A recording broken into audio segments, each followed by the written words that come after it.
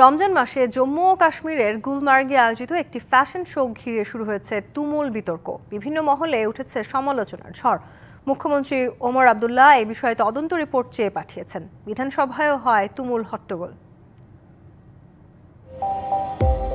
শুভ্র সাদা বরফে আচ্ছাদিত চারপাশ, তারই মাঝে লাল, নীল কিংবা সবুজ বাহারি রঙের পোশাক পরে র্যাম্পে হেঁটে চলেছেন একদল মডেল। চারপাশ বরফের চাদরে মোড়া থাকলেও তীব্র ঠান্ডার মধ্যেই অনেক মডেল পরেছেন স্বল্প বসন।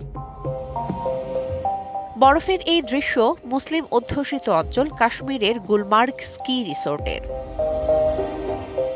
দেখতে নান্দনিক হলেও মুসলিম ধর্মাবলম্বীদের পবিত্র রমজান মাসে এমন ফ্যাশন শো আয়োজনে নিন্দার ঝড় উঠেছে নেটিজেন এবং স্থানীয়দের মাঝে।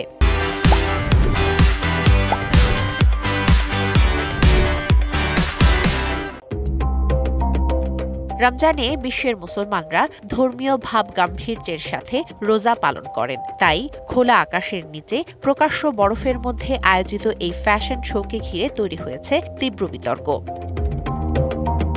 বিষয়টিকে ধর্মীয় অনুভূতিতে আঘাত উল্লেখ করে এ নিয়ে হট্টগোল হয়েছে বিধানসভায়। বিরোধীদের সাথে বাগবিতণ্ডায় জড়ান সরকার পক্ষ।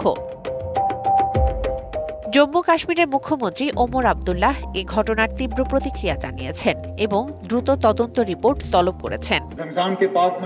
পর্যটনের নামে এমন অশ্লীলতা মেনে নেওয়া যায় না। এই ঘটনার সাথে জড়িত ব্যক্তিদের অবিলম্বে জবাবদিহিতার আওতায় আনা উচিত।